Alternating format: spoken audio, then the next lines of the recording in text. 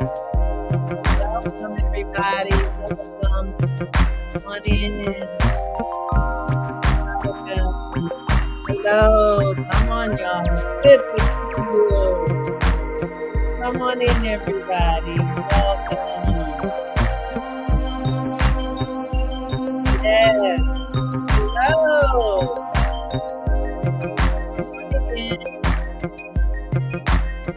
So happy that you're here. Real talk. Here are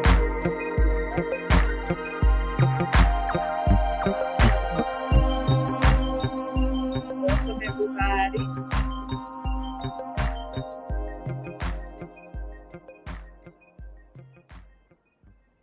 All right. So glad that you are here. Welcome, everybody. Welcome, welcome. Just so good to see you all. Wow. From Minnesota, Portland, Hopkins, Minnesota, Plymouth, Minnesota. Come on, Minnesota. Show up for us. We see you. We see you. So glad that you're here and joining us in this conversation. Hi. I want to welcome you to Embracing Equity's free webinar series, Real Talk, Real Actions. Thank you so much for sharing your name and where you're joining from. And I thank you for your action of joining us in this space today. Whether you are live or will be watching the recording later, I want to extend a heartfelt welcome to you all. It is so good to be here. I'm Dr. Nicole Evans. I serve as the Senior Director of Leadership at Embracing Equity. And Embracing Equity is where we assist adults and organizations in taking action to becoming more equitable and to lean into your identities of becoming anti-racist. I'm calling in this afternoon from the unceded territory of the Missouri, the Osage people, and the Illinois Confederacy, also known as St. Louis, Missouri. Joining me in this space today, get ready, y'all, are three phenomenal people who live and work in Minnesota and who, like many of us, their lives and work have been impacted by the murder of George Floyd. They will share with us today both the personal and professional impact of this tragedy and what it's like for them 4 years later. So meet our first panelist, Diane. Diane? Good afternoon, everyone. I am Diane Halsey. I am the president and CEO of the Family Partnership, which is a Minneapolis-based nonprofit.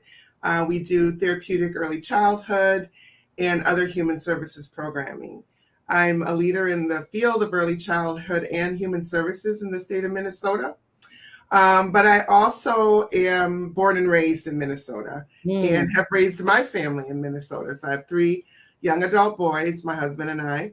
And I also am the host of the podcast called Early Risers, done in conjunction with Little Moments Count and Minnesota Public Radio. All right. Thank you. And welcome, Diane.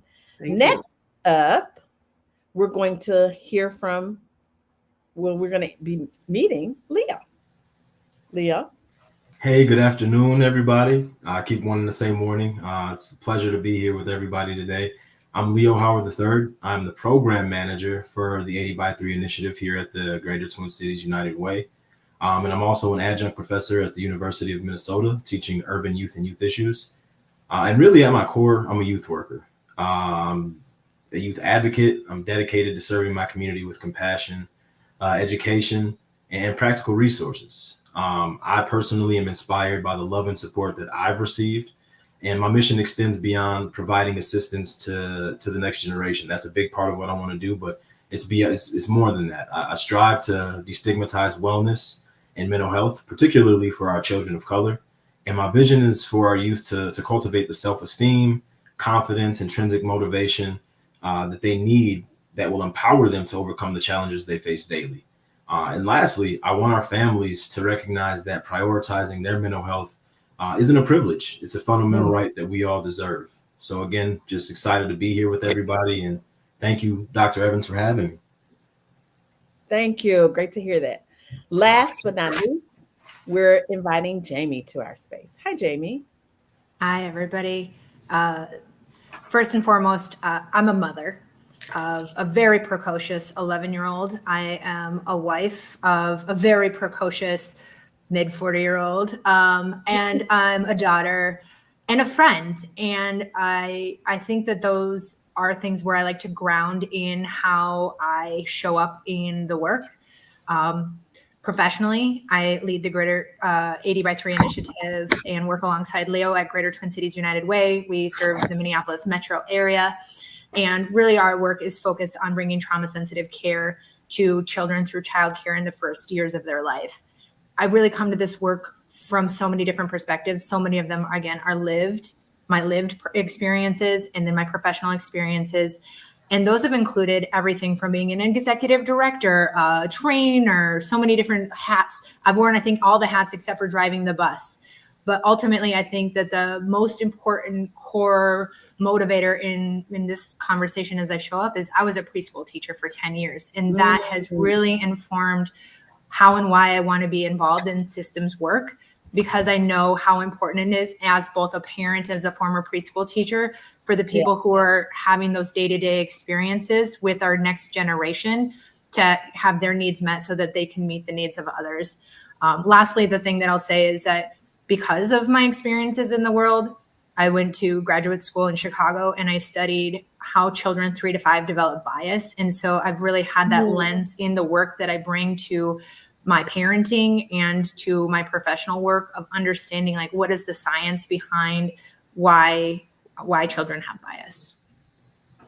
Love that. Love that. Well, welcome to our most esteemed panelists. I'm really glad that we're here to have this conversation. When this happened 4 years ago, the team at Embracing Equity, as many people were, we were greatly moved. And we wanted to do something with the emotions and the things that we were feeling. And so we actually wrote a blog post about how we can support each other through this. And so I've dropped that in the chat. If you have an opportunity, if you have not read that, go back and read it. And so here we are revisiting 4 years later. And so I actually want to start, I think, with the personal. We're going to talk today about personal and professional. Let's start with Leo. I just want to lean in to hear your story, because Leo, you grew up in the neighborhood, the very neighborhood where George Floyd was murdered. Talk to us. How has this personally impacted to you? Absolutely. And I'll start with just the word you were using, Dr. Evans. It's personal. It's personal. And then the other 2 words that I've really been thinking about, complex and conflicted. For me, like you mentioned, I grew up in that area. My very first job was sweeping up hair when I was 9 years old at a barbershop called Taps Barbershop, which used to be right next door to Cup Foods, where George Floyd was murdered. I grew up and went to Horizons Youth Program that was in Sabathani on 38th and 3rd. We went to church over there. My mom still lives there. Like, growing up in a space where, like, this was just my space. Like, I had so many fond memories. And I don't want to paint the picture that it was just negative all the time, but it wasn't always a safe place. But it was familiar. It was familiar and full of people that I knew cared about me and loved on me and made sure that, my future was intact. And so just forever indebted to that. And people who really just wrapped their arms around me. On one hand, there was this sense of ownership. I knew the people, I knew what to look out for. I knew when I couldn't be around certain areas. And I also, knew that if I needed anything, there were multiple people in that community that would have my back. At the same time, I was conditioned to experience, harmful events and kind of just laugh them off as normal.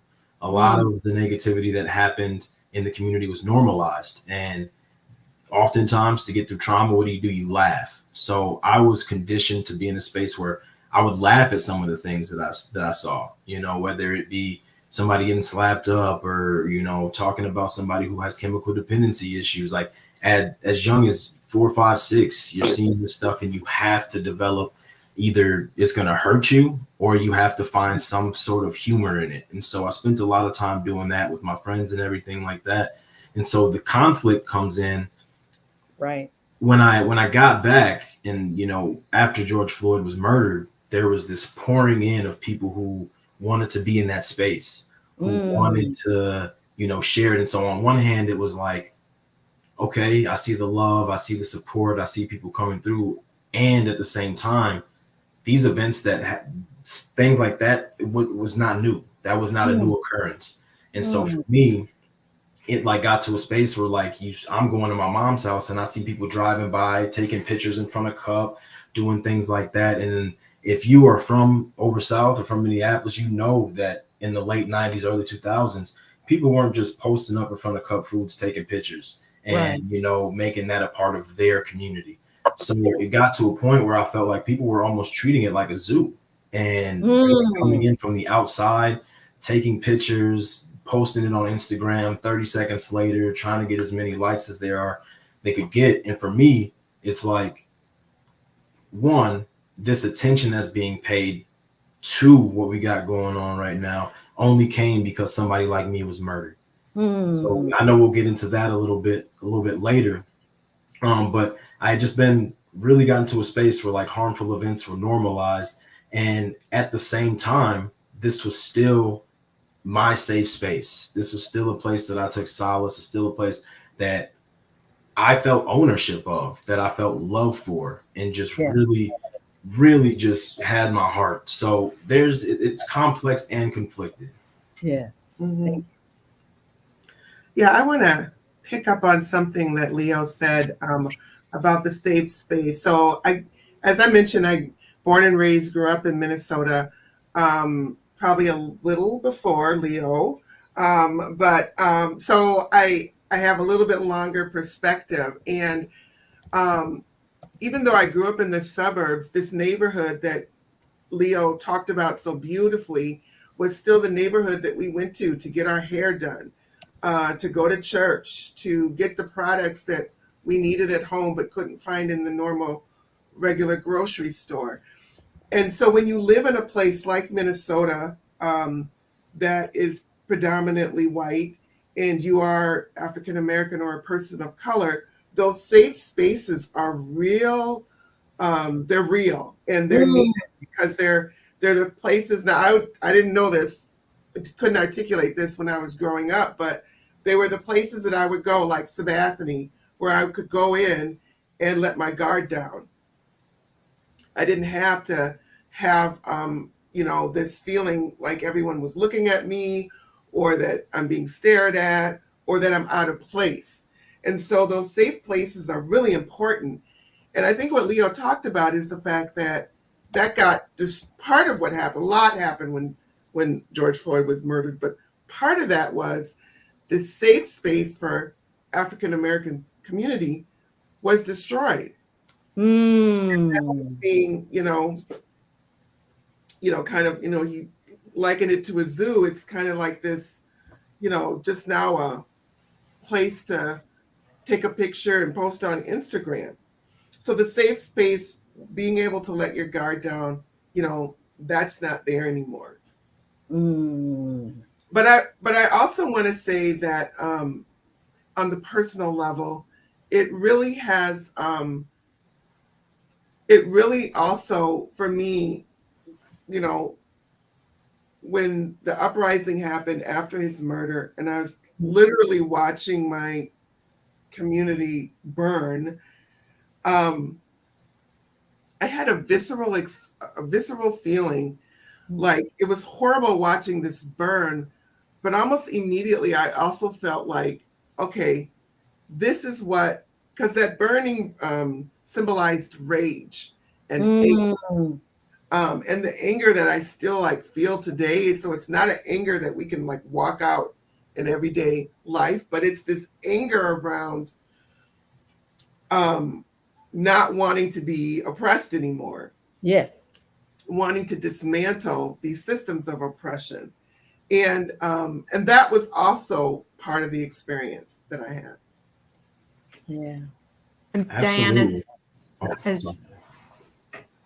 Diane, as you talked about systems of oppression, I can jump in on this conversation. I am so fortunate, I guess, to be in this space with all of you and have been having conversations around this topic with Diane over 5 years, with Dr. Nicole for over 2 years, and Leo, I have these conversations almost daily for over a year.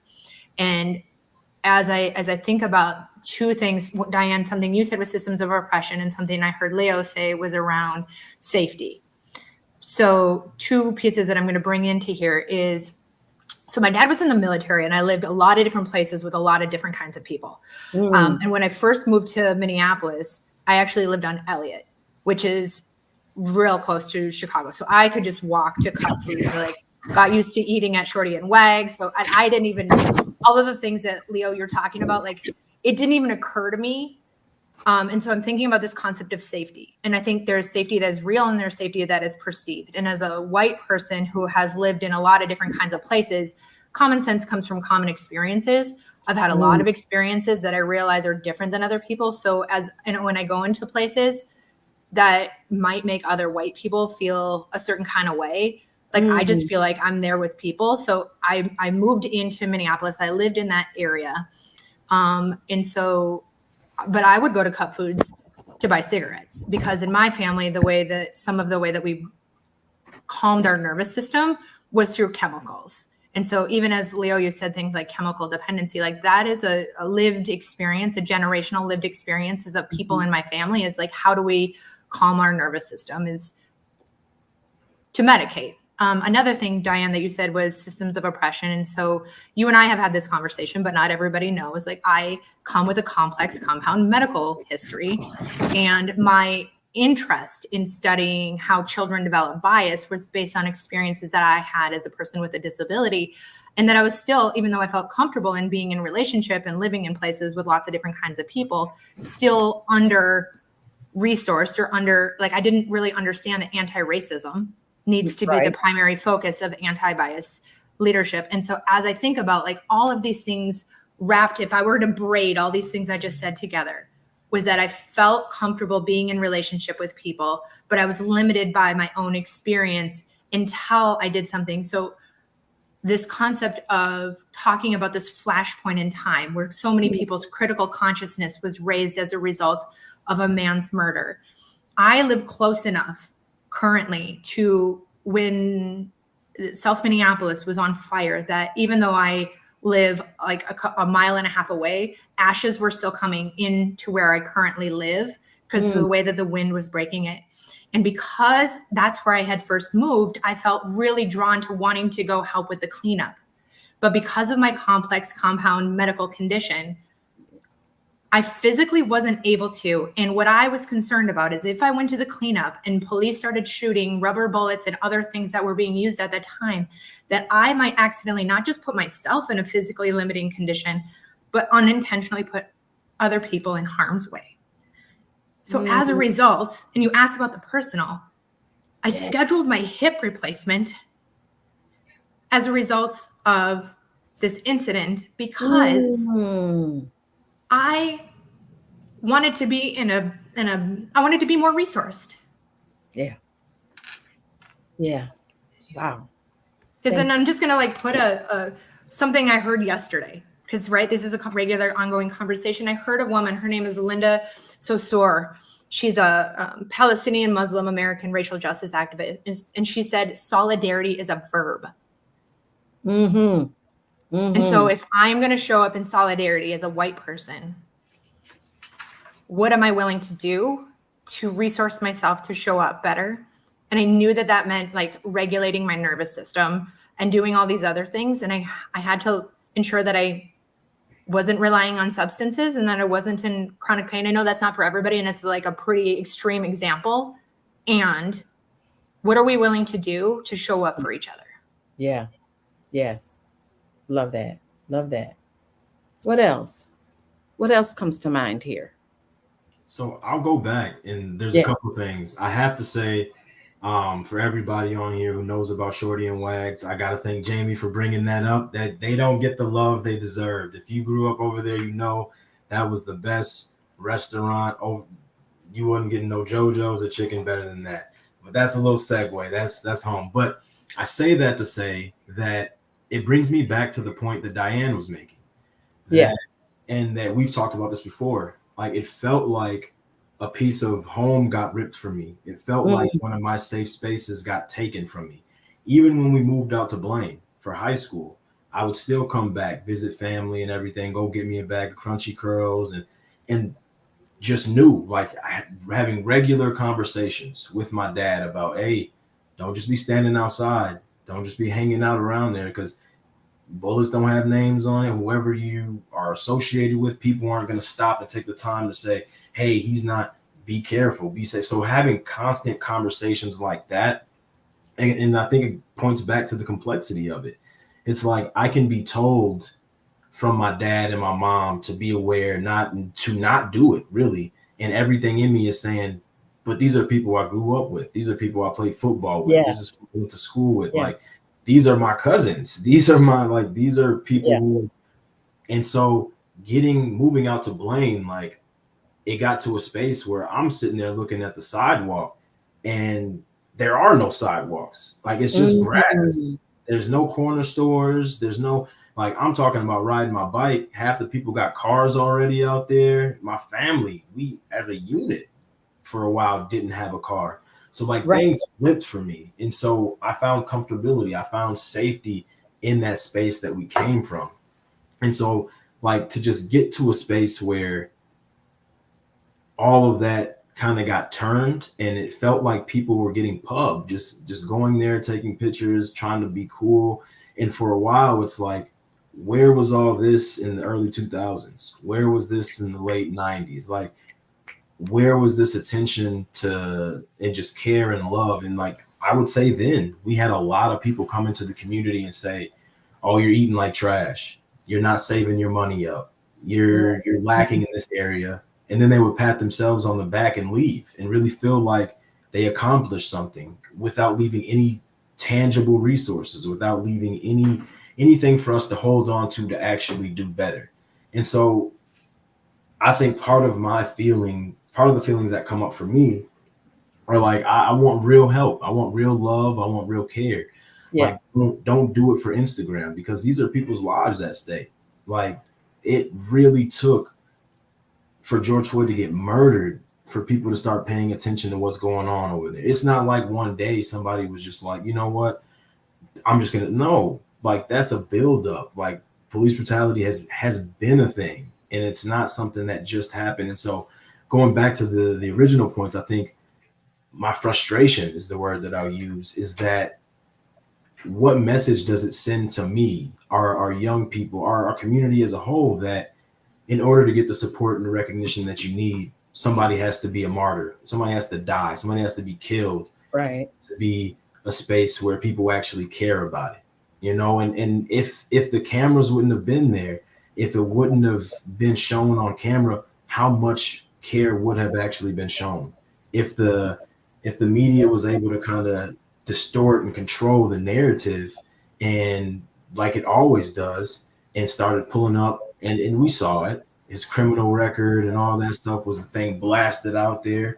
And you get to a point where the media is dehumanizing us right in front of us and like making it so that they're basically laughing in our face and telling us this is what we're going to do to you and you can't do anything about it. And so I think as a community, me personally, I can't speak for the whole community, but these are things that again were normalized. Like you knew what you had to do and who you had to look out for. A lot of people want to talk about the gang activity and things like that, but a lot of people who were a part of institutions like that were people who were pointing me in the right direction. Leo, get to football practice. Leo, get to class. This isn't what you need to be doing, just hanging out. You don't just hang out. And the people that I thought were so cool, like if I got them telling me you don't want to do this, right? What I look like not listening. So I think for me, I do take such an ownership and have such a love for not just the community, but the people there. Like that's what's coming up for me is that I have a great sense of love and feel responsible for the well-being of the community. And a lot of what we're doing, I know we'll get into it a little bit later. A lot of what we're doing with 80 by 3 is trying to make sure that the resources that are needed, that everyone is, and Dr. Evans, I'm gonna steal this from you, that you are equipped rather than in a space where you're in intention or what is it? Trauma. Well, what I say is we have to move from being well intentioned to well, Yes. That's right? what, We yeah. all have all these wonderful intentions about what we want, what we think, but we're not equipped. And so, yes, And that's what we're trying to do. We're trying to make sure that the community members who are teaching our babies, who are providing them that social emotional learning, who are giving honestly our community something that they themselves never received. I feel like we're in a position to support them in doing that. And that's been one of the biggest blessings. Thank you. So, go ahead, Diane. Well, Hop on in there. I was just reflecting on what Leo said when he talked about being a martyr. And I think a lot of the anger for me came from the fact that somebody's body, that a Black man's body had to be broken. Mm. And it seems like that's always the case. Like our bodies always have to seem to be broken before somebody pays attention. Yeah. And for me, especially someone that also has 3 Black sons living in Minnesota, that was particularly demoralizing. Mm. And also, really aids to the anger, around all of this. Yeah. Yeah. And that for me, y'all, not being from Minnesota, but as with most people looking in on this, for me, what it did was it harkened back to Ferguson because 6 years prior to this, Michael Brown Jr. had been killed by the police. And so, and also harken back to what the neighborhood looks like now, where there was this 7-Eleven that the Black kids had always been being harassed with police, and they were telling folks like, this is happening to us. Black folks driving through Ferguson were being pulled over at a rate almost 2 to 3 times more than other municipalities. So all of these things are revealing themselves to us later. It's that anger, Leo and Diane, that you talked about. It's all of that you're grappling with as this is happening, and you're grappling with, I think, Diane, as we talked about it before, you said it's like grief, right? And people give you a few weeks to grapple with it, deal with it, and then expect you to just move on. And when that grief has happened to you and it's personal, it's hard to move on. Diane, talk just a little bit about that before we move on. We're going to move on, I promise. Yeah, and that is so true. Like if anybody has lost a loved one in their life, that people come out when the initial event happens. And, people will give you a couple of weeks. If something was really tragic, they might give you a month or so to kind of pull yourself together. And then they really expect you to kind of get back into the swing of things like they were before. And if you've ever lost a loved one, you know that it doesn't work like that. It really doesn't work like that. It often takes much, much longer for you to deal with your grief. And you actually are never really like you were before. You actually become somebody new. Yes. That's you incorporate the grief in whatever has happened, and you become this new person. Well, it's the same thing with this event. It's like, well, let's celebrate Juneteenth, pour a lot of money into a neighborhood, and then let's move on. And, and it doesn't really work like that, because people will know, like 4 years later, the energy around doing something around racial equity has really waned. The energy even around wanting to pour money or to do something constructive, even in that neighborhood, has kind of waned. And so people are really expecting us to kind of move along, but here's the thing, it hasn't really changed. So you're Mm. asking us to move along, not be grieved by this, not be angry, because people hate an Mm. angry Black person, but we're not supposed to be angry about it anymore. And but nothing really has changed. So that's Mm. kind of the world that I feel like we're living in right now. Yeah. Thank you all for sharing so vulnerably about the personal impact. So let's shift here. For embracing equity, us not being there, the team at Embracing Equity, what we decided to do was to come together and write that blog. And in that blog, it's called Our Liberation is Bound Together. So we separate, we say, if you are a person of the global majority, here's what you can do to be a co-conspirator. If you're a Black person, if you're a white person, like, here's what you can do, because our liberation is bound together. This is not just a Black folks issue, right? It's an issue for all of us. And so what I want to ask you all is talk a little bit about your action steps, because remember, this is real talk, real action. What actions did you take professionally?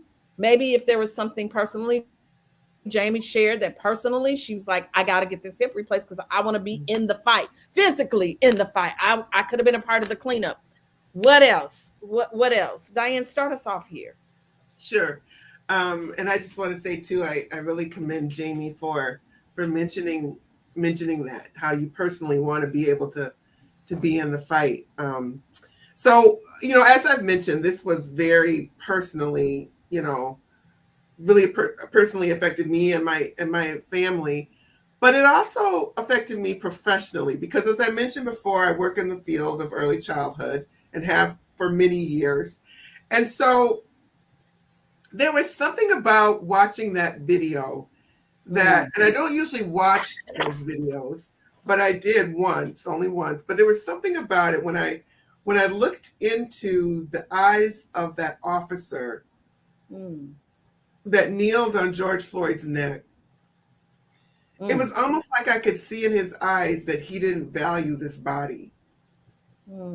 That there was no value. And that's kind of like what Leo was saying earlier, how they tried to come out and talk about his background. Well, that really didn't matter. This was a human being. We like to place value on people's lives based on how good, especially people of color, based on how good we think they are. Well, it didn't really matter. This was a person and his life was at stake. So it got me thinking about, well, people aren't really born with that notion that this body doesn't mean anything. Yeah. And so, however, I started to look at, well, how early does that really happen? And so I began to realize that those of us that work in the field of early childhood really have a tremendous responsibility and opportunity to really change how young, children are seeing this. So I wrote this blog. It was kind of like an open letter to the early childhood community, which kind of helped me, with some of the anger that I was feeling at the time, and talked about that, and talked about the fact that we really need to wake up to the fact that we have a responsibility in what happened, and also we have a tremendous opportunity in the future to really show and teach children how they can see others and how we can maybe talk about race. Because part of my professional experience has been in Minnesota has been that I am one that does not shy away from talking about race or racism, but I cannot tell you how many times I have been in a meeting and, I'll be invited to sit on this council or to sit on this governor's council or Minneapolis or whatever. And I'm talking to a room full of very well-educated people, been in this field for a long time. Yeah. And the minute I bring up the word race or racism, all of a sudden, all of these learned people have nothing to say. And you could hear crickets. And I can't tell you how many times that has happened to me. I mean, countless times.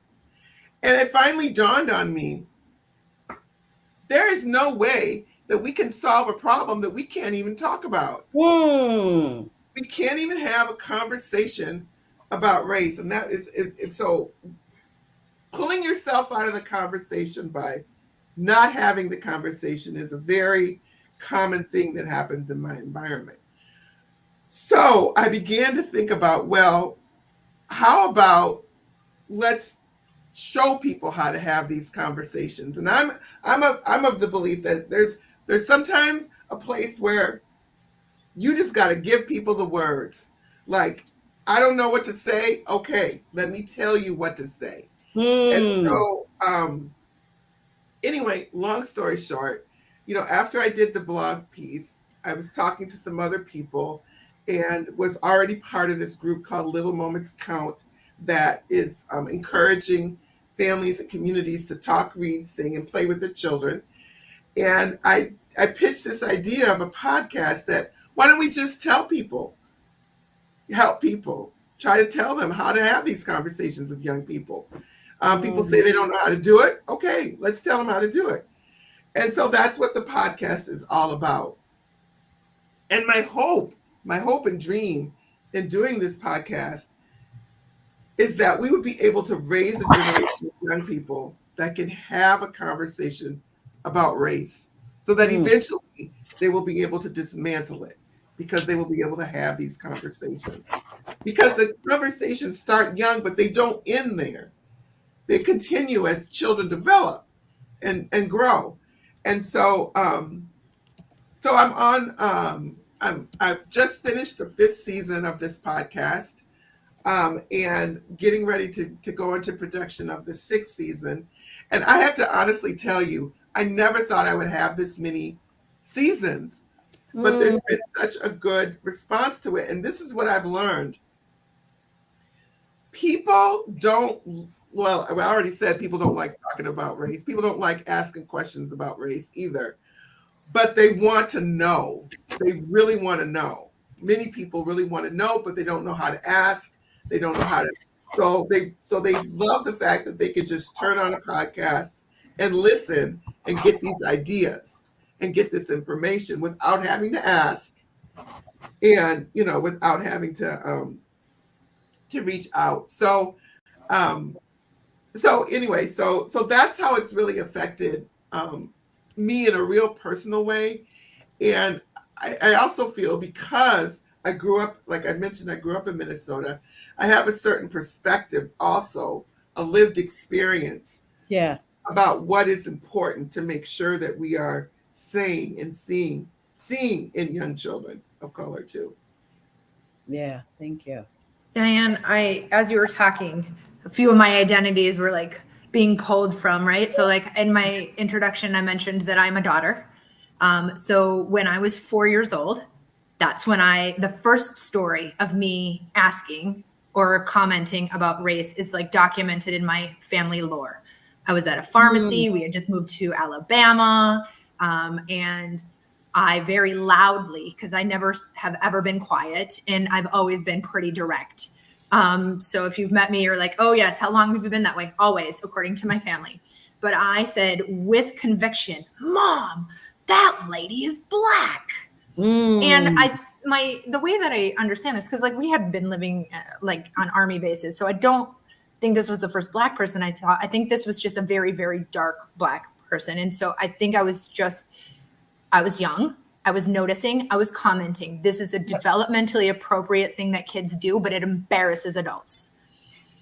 Yeah. And what I learned from that moment, though, is that my mom didn't shame me, and neither did the person working at the pharmacy. She did make a comment that at least I knew my colors, but that curiosity, that naming, that like wondering, and that wanting to like understand the human experience and like what was the same and what was different started very early. And I just love that you have the podcast. Because even though me personally, as a young person, noticed and commented and wasn't shamed, I didn't stop wondering. And quite honestly, even as a young teacher, like I was into my 20s before I really understood the answer to the question that I was really asking, which is how come I am white and that person is Black? And I didn't really have the language of like melanin, ancestry, the sun, right? Like, so there are scientific books and there's like many more, there's much more information now that's available, but it doesn't mean that people are really comfortable talking about it because people have been so let's not talk about that for so long. Right. And I think that the podcast or some of the tools that this, that we're getting at here really empowered me in different ways in doing my work. I'll just say as an example of like, that's 40 years ago when I said that. Now I have my own child. My own child came home from school one day and she was like, Mom, do you know who we need to protect? And I was like, please tell me. She's like, Black women. And I was like, I agree with you. Tell me more. She like went off and told me like Kimberly Crenshaw's like theory on intersectionality. I didn't, I have never sat down and like read her a picture book of that. This is something where our home created the conditions for her to ask, be curious, to be in conversations with others, to affirm that. This is one generation.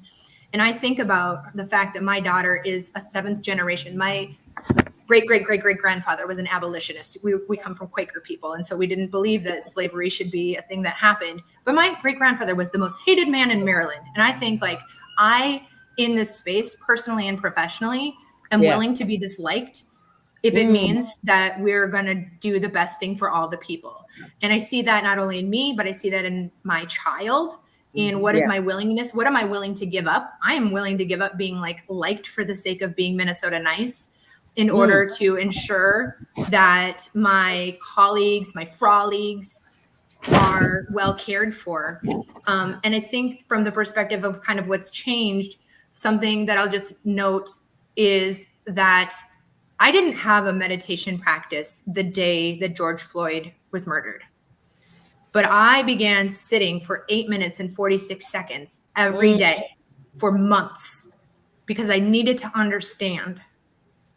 And it led to transformation within myself, which gave me the head space and the heart space to do the job that I'm being asked to lead for Greater Twin Cities United Way around trauma-informed systems.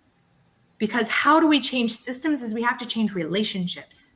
Relationships with ourselves, relationships with each other, relationships in organizations, relationships in spaces where there's never been a relationship. And so I think to your question, Dr. Nicole, is what have I done professionally and personally is like, I got better at being me so I can show up in ways that I can better be received in spaces that need me to stand up for myself and others.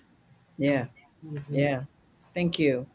Leo, what about you? As we begin to wrap this conversation, what changed for you professionally, or what steps did you take or personally? Yeah, talk to us.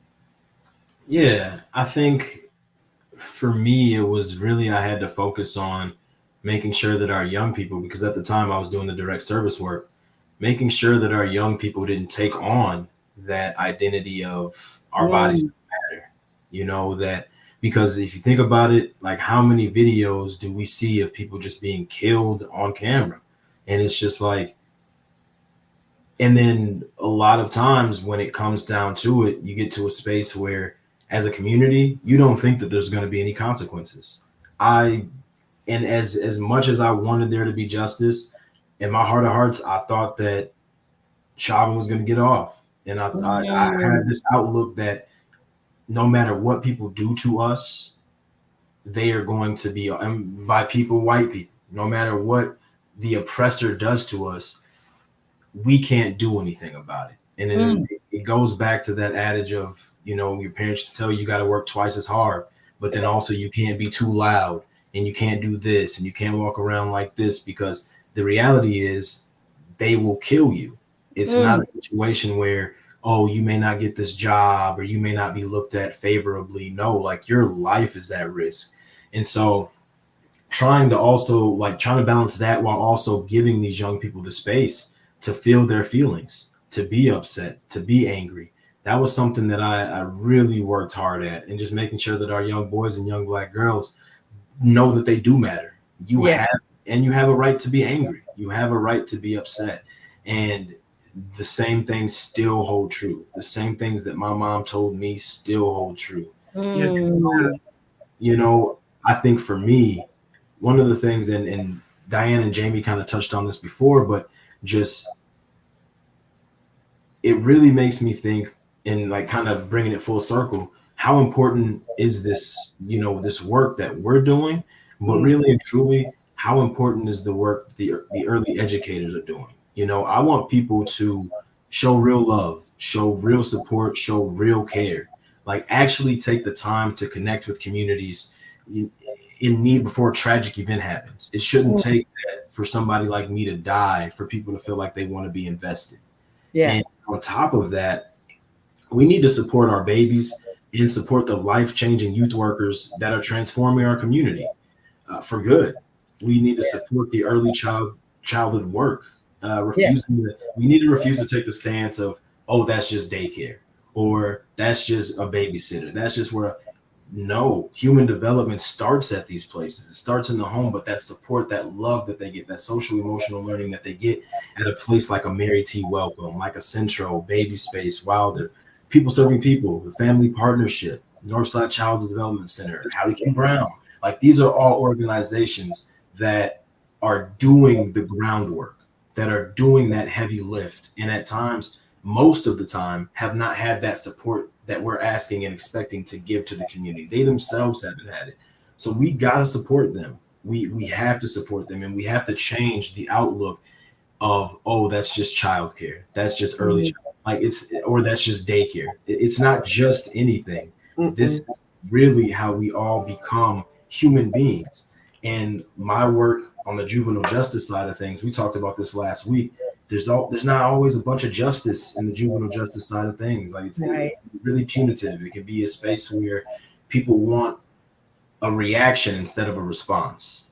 And I've been able to see and been blessed to be in these spaces that I listed before that are addressing the needs that I used to pray that someone would step in before. When you're working with 16, 17, 18-year-olds, you get to a space where you can see them trying to name their emotions, trying to develop coping strategies, trying to open up to that stuff. But it's also known that change, anything that is different from the way that they've grown up, raised themselves a lot of times, is a threat to their safety. And so them being vulnerable is creating ways to calm down, to regulate yourself, because it's fight or flight. And so I draw all that and make those parallels because these organizations that I mentioned are doing that life-changing work. They're teaching these babies the things that I used to get them at 17, 18, 19 that they would be so resistant to because there's a healthy distrust of systems. Like we don't need to blame our community. We don't need to blame our families. We don't need to blame these babies. We don't need to put the blame on them when they are the ones suffering. What we need to do is make sure that they're equipped to go out into the world and deal with racism as it comes. Go out in the world and be prepared to understand that I do, like, regardless of how it should be, the fact of the matter is I do have to work twice as hard. I do have to make sure that I'm showing up in a certain way to protect my own life.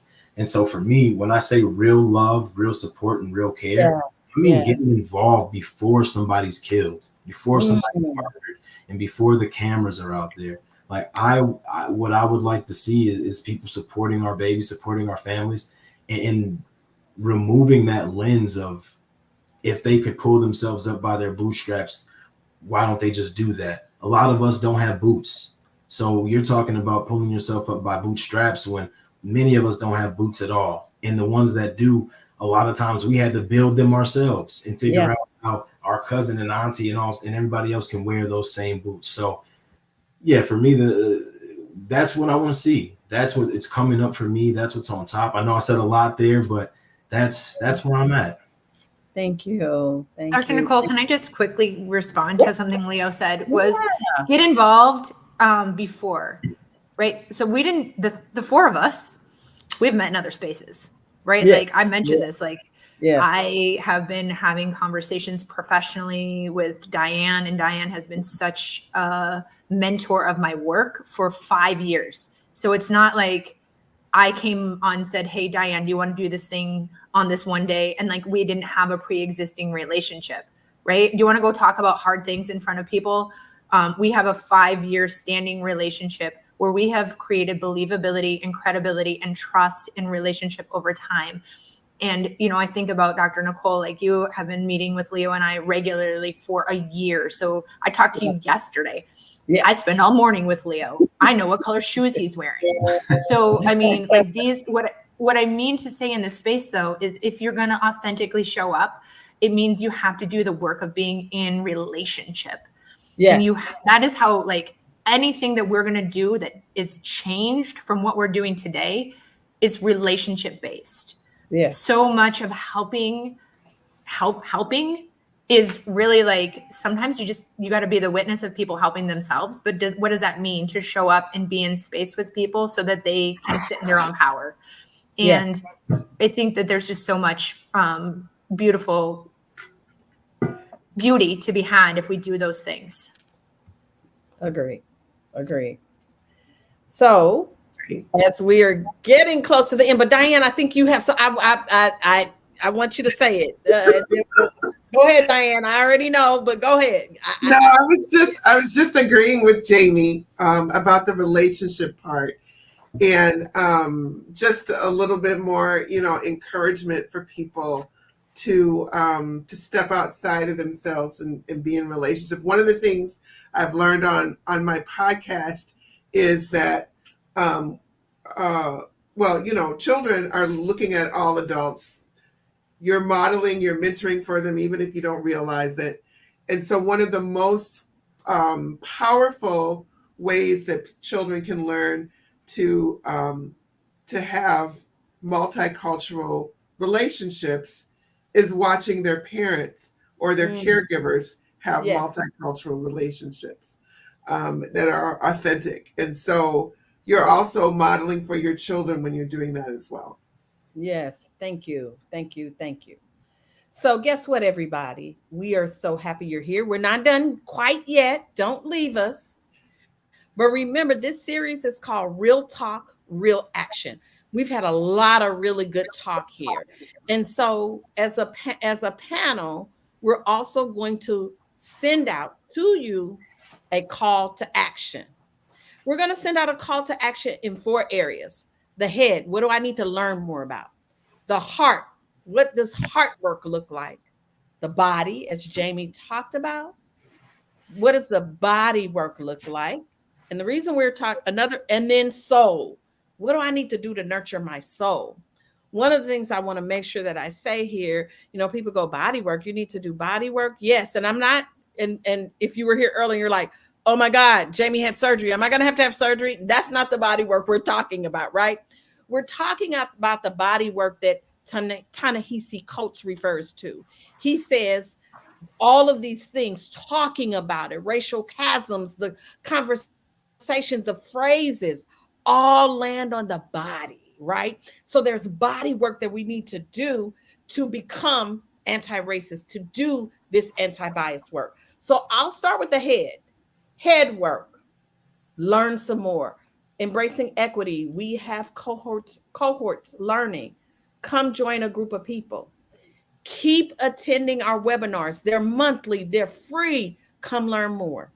Learn more about trauma-informed care. That's a piece.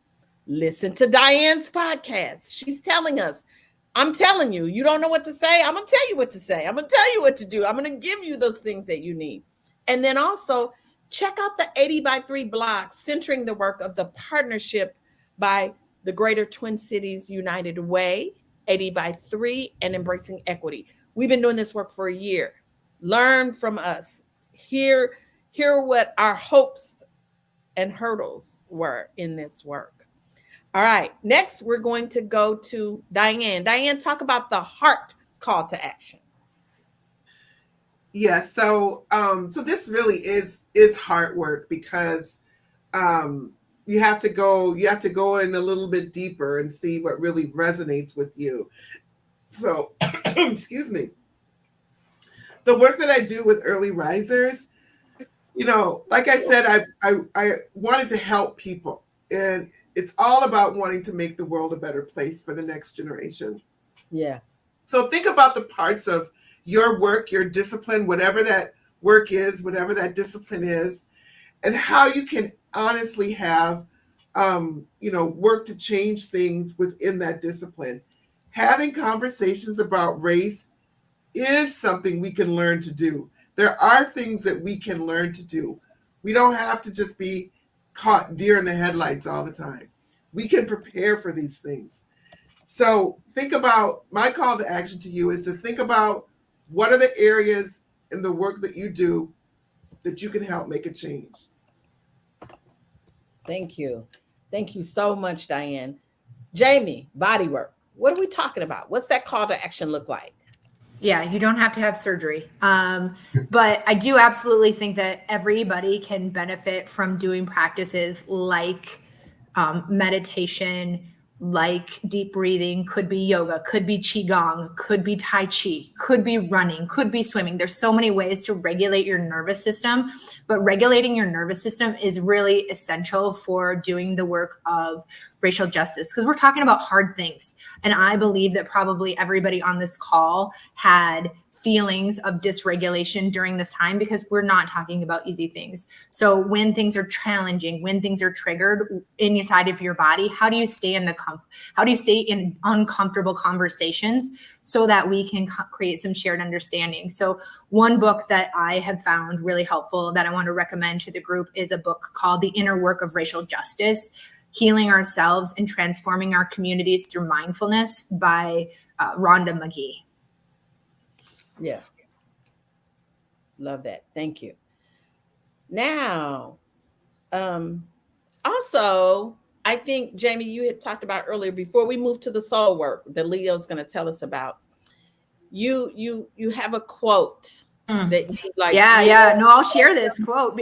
And Yeah. it doesn't come, so it's actually something I saw you and Candace Yates present once. And Candace, she works at Think Small. She's another friend of the group. And she's gave a quote from Lama Rod Owens. And I heard this and it just was so impactful for me.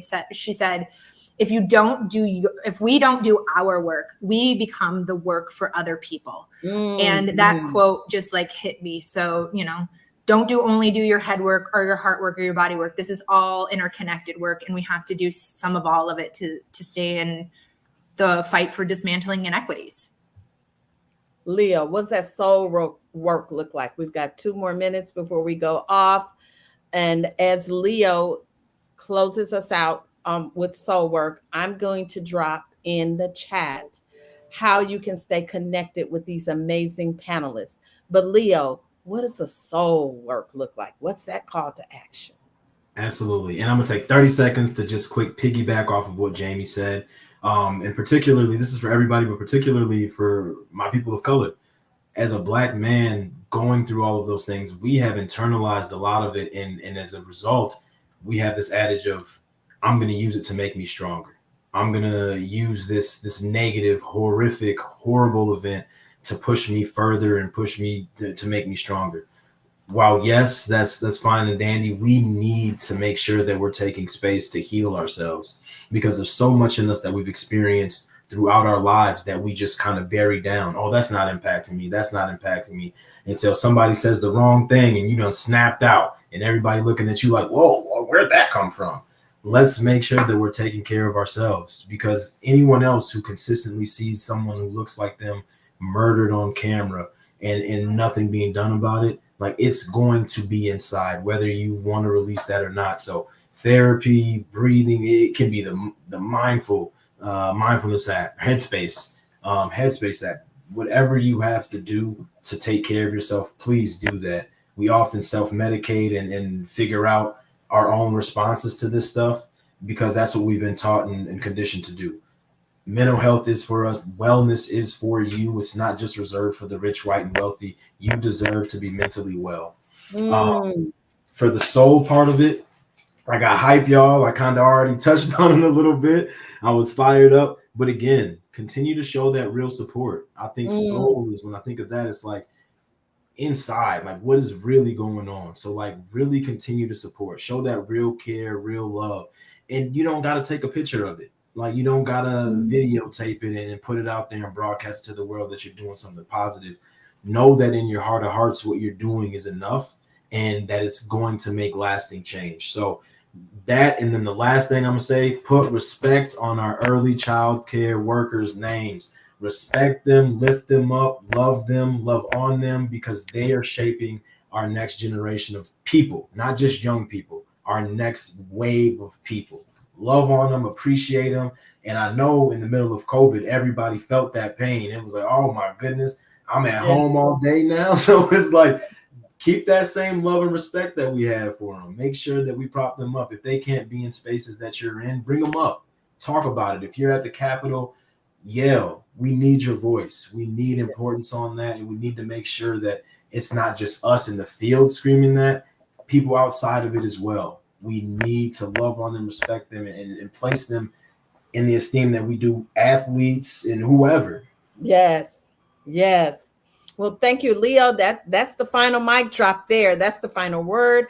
I want to thank each and every one of my panelists, brilliant, for having this conversation, for sharing your insight and continuing in the fight of fighting and disrupting racism. So we will catch you all next time. Thank you so much for joining us, and we'll see you at the next webinar. Bye for now.